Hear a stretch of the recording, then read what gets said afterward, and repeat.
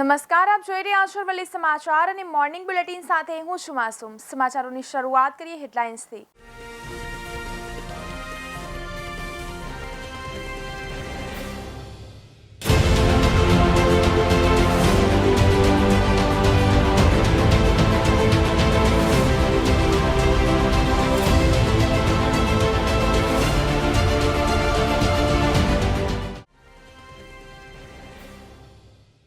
सरकार ने हाईकोर्टનો આદેશ ખાનગી સ્કૂલોમાં એક સરખી ફી નીતિ ઘડો। સ્કૂલ સંચાલકોને હાલ જે ફી વસૂલાય છે તે ચાલુ રાખવા પરવાનગી આપી।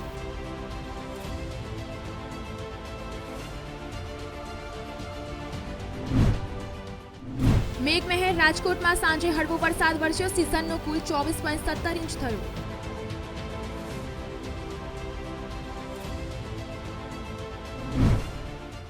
ભાવનગર અને ઘોઘામાં વરસાદી ઝાપટા વરસ્યા। અષાઢમાં શ્રાવણી સરવડા જેવો વરસાદ વરસ્યો।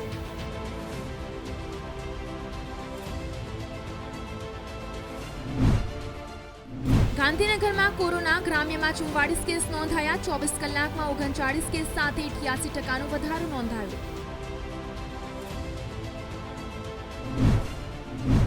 ખેડામાં અતિ ભારે વરસાદની આગાહી અને આણંદ જિલ્લામાં મધ્યમ વરસાદની વકી।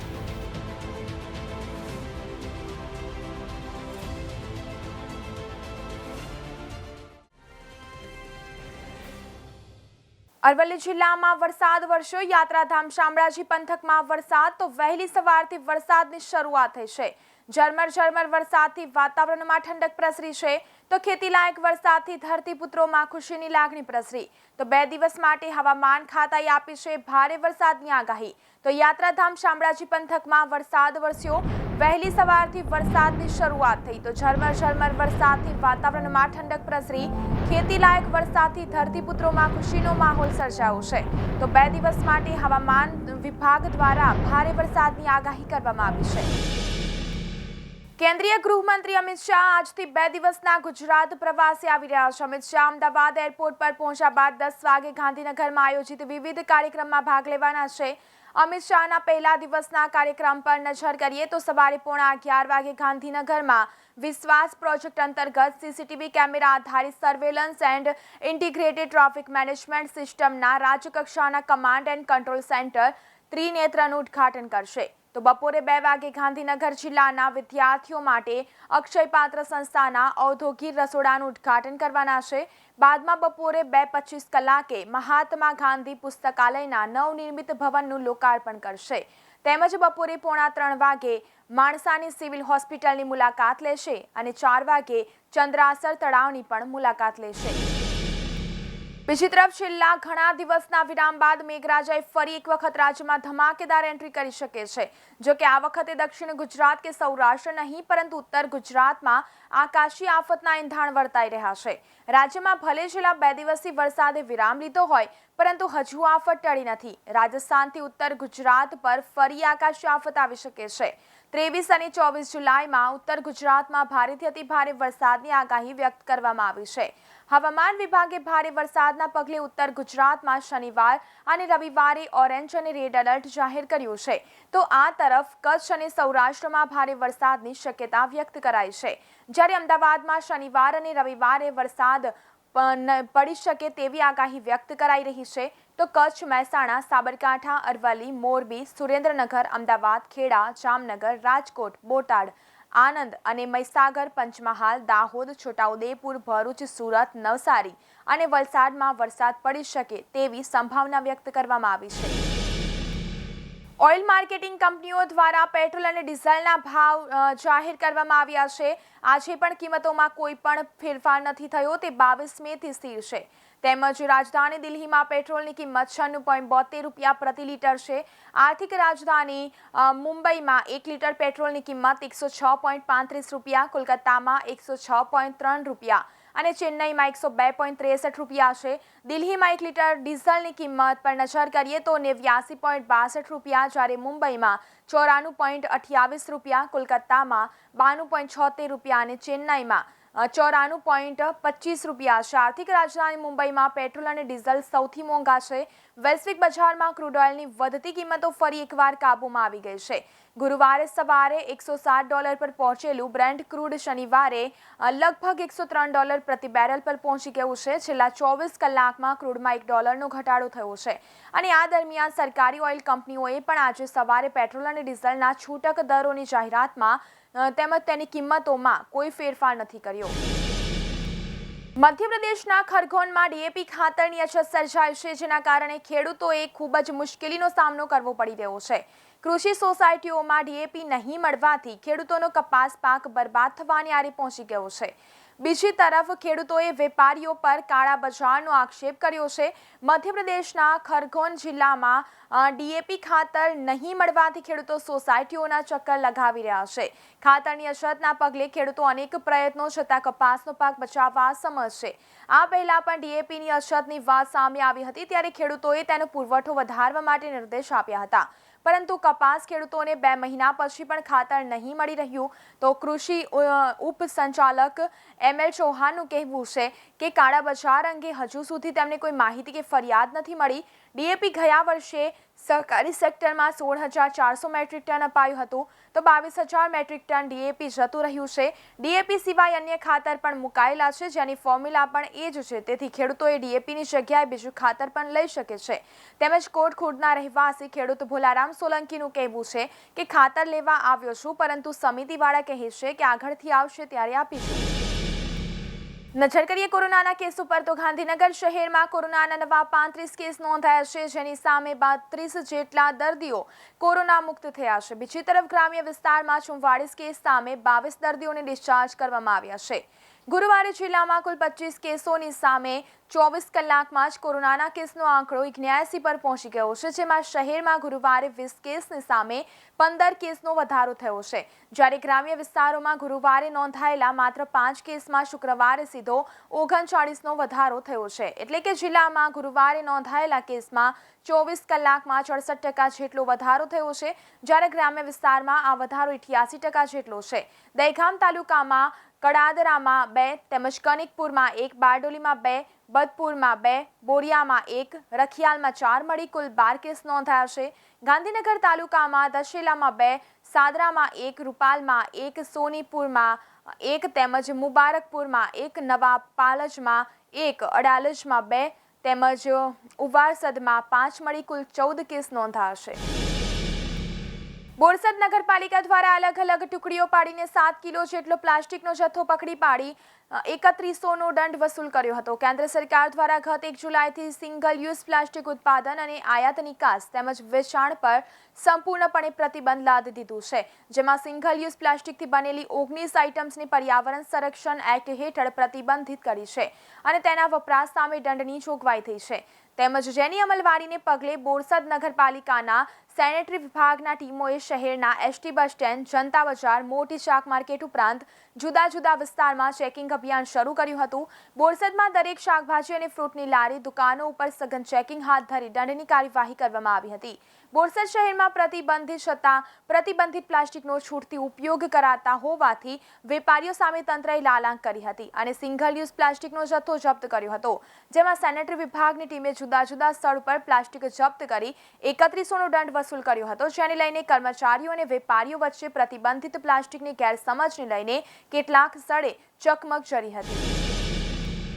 અષાઢ મહિનો ચાલી રહ્યો છે ત્યારે ખેડા જિલ્લામાં ચાલુ વર્ષે સિઝનનો 45.54% વરસાદ વરસી ગયો છે. હજુ તો શ્રાવણ અને ભાદરવો એમ 2 મહિના સુધી વરસાદની સિઝન ચાલવાની છે, ત્યારે જિલ્લાના કેટલાક તાલુકાઓમાં 100% ઉપર વરસાદ વરસશે તેવી આશા સેવાઈ રહી છે. મહત્વની વાત છે કે ખેડા જિલ્લાના કેટલાક તાલુકા મથકો પર મેઘરાજા મહેરબાન છે, જેના કારણે અષાઢ માસમાં 76%થી વધુ વરસાદ નોંધાઈ ચૂક્યો છે. પરંતુ ઠાસરા તાલુકો છેલ્લા 5 વર્ષથી મેઘરાજાની નારાજગીનો સામનો કરી રહ્યો છે. દર વર્ષે જુલાઈ મહિનામાં વરસતા વરસાદની ટકાવારીમાં ઠાસરા તાલુકાનો નંબર સૌથી છેલ્લો આવે છે, જેની વિપરીત અસર ખેતી પર પણ જોવા મળી છે. વર્ષ 2022ની વાત કરીએ તો ખેડા જિલ્લામાં 45.54% વરસાદ વરસી ચૂક્યો છે, જેમાં સૌથી વધુ વરસાદ નડિયાદ તાલુકામાં 76.74%, જ્યારે સૌથી ઓછો વરસાદ ઠાસરા તાલુકામાં 18.93% નોંધાયો છે.